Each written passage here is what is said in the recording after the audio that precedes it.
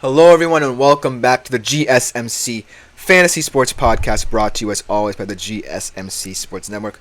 I hope you liked the player profile series on Deshaun Watson. We are just going to continue those, mixed with a little bit of Euros action, I promise, to all my footy fans. But for now, we are sticking with the player profiles, and we're going to get into an exciting sophomore QB. But before we do that, I do want to remind you yet again to please leave a tip or donation at the link gsmc.cloud. It's a huge support to both me and my fellow podcasters and ultimately the network, so anything you leave is greatly appreciated. Without further ado, let's jump right into our second player profile of the day.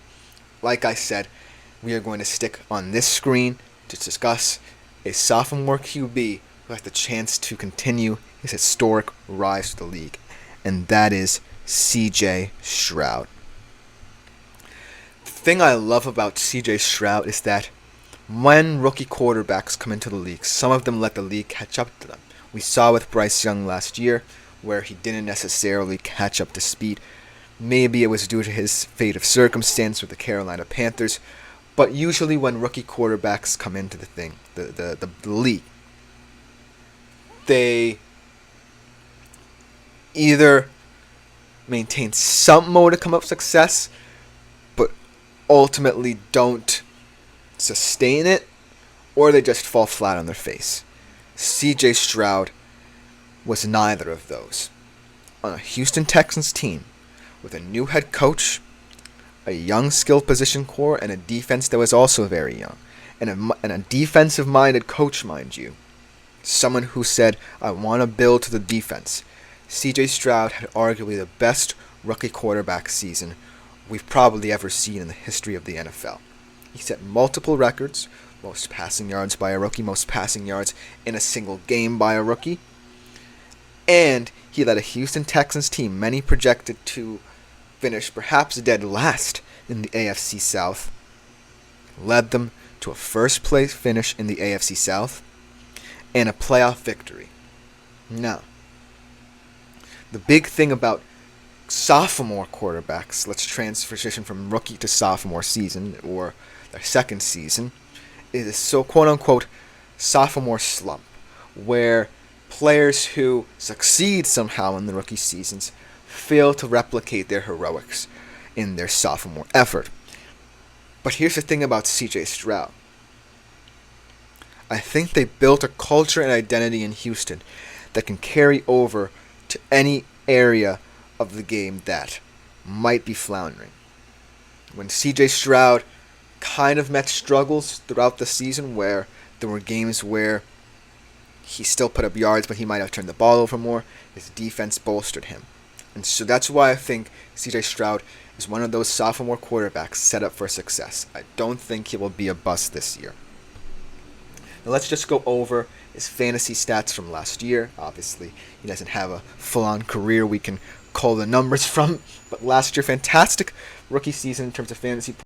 175 fantasy points last year, 7th in fantasy points per game, and he was 3rd in clean pocket rate. He was 11th in fantasy points for dropback, so in terms of operating in the pocket, CJ Stroud excels at that if you want a pure pocket passer at your fantasy quarterback position.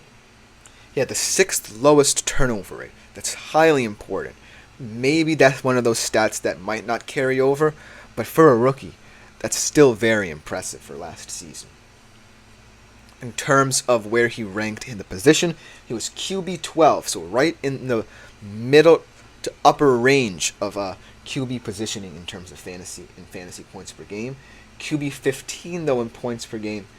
Passing yards, he ranked 9th. So as you can see, CJ Stroud has a solid foundation to build on as he progresses throughout his NFL career. And so, looking at his sophomore season, like I said, the Houston Texans aren't going anywhere. They retain all their skill position talent.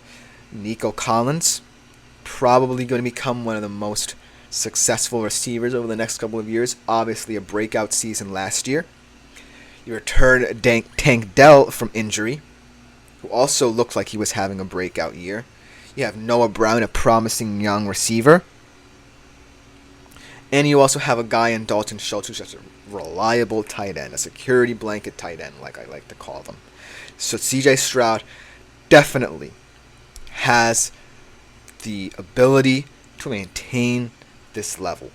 And he definitely has the coach who, while certainly more defensive-minded, really entrusts him with the way he sets up his offense. So, that being said, look for CJ Stroud to have a meteoric ascent to potentially the top 5 fantasy QB discussion.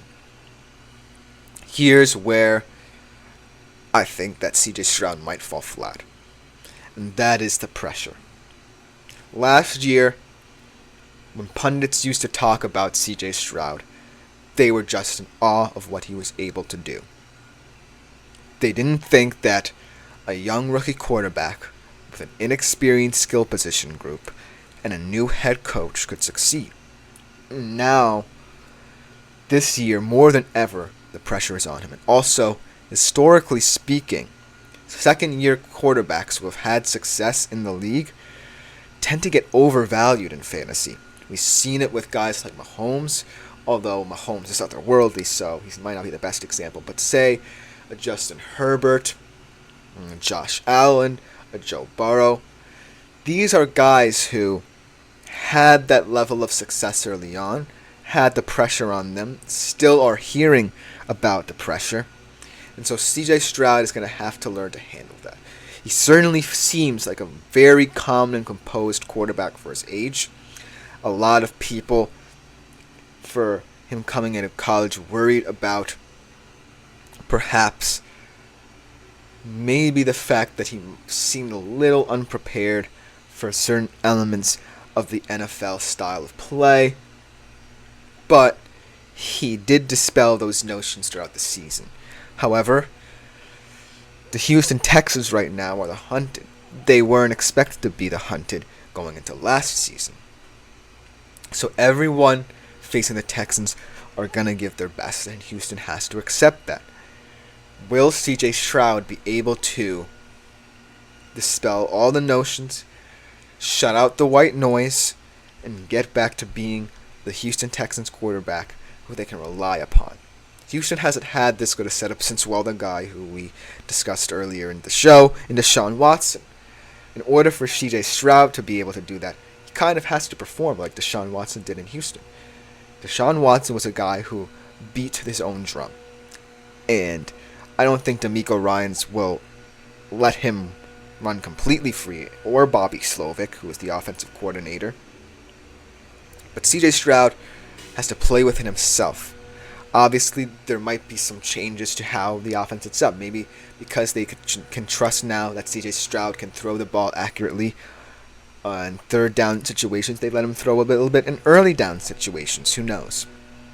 But as of right now, I think the best thing for CJ Stroud to do to continue his success in the NFL and as a fantasy prospect is to be himself. The best fantasy players in any sports are just themselves because they get to their spots, they know what's at stake, and they're able to dispel it. They're able to shut everything out and just focus on the game at hand. If CJ Stroud focuses on the game at hand, he's about as good as gold as a fantasy prospect as any second-year player is. And so, I'm really, really, really hoping that the sky's the limit for CJ Stroud this year. Because a lot of people can come back to this segment and say, maybe I'm a little bit idiotic in saying that CJ Stroud is going to immediately have a successful sophomore season. But it's ultimately up to him, it's ultimately up to what the coaches think of him, and it's ultimately up to CJ Stroud himself. But that should just about do it for this segment of my player profile series. Coming up next, our only other sports segment, we are going to be talking about the Euros, specifically the midweek action in terms of fantasy implications for you guys. It should be a can't miss segment because there's a lot to dissect. You don't want to miss that segment. Looking for your daily fix of sports talk